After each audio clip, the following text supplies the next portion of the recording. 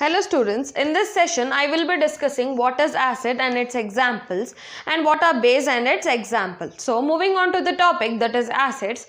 An acid is a substance which when dissolved in water produces H plus ions or hydronium ion. So when an acid is dissolved in water, we get H plus ions, which is also known as hydronium ion.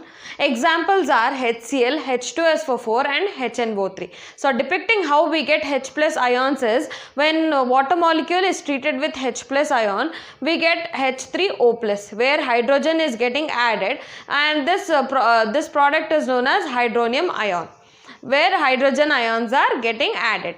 Then moving on to the next topic, that is base. A base is a substance which when dissolved in water produces OH minus ion. So when the base is dissolved in water, we get OH minus ions. OH minus ions can also be told as hydroxide or hydroxide ions. So the examples are NaOH, KOH, calcium hydroxide, magnesium hydroxide. So depicting the OH minus ion in the reaction is shown.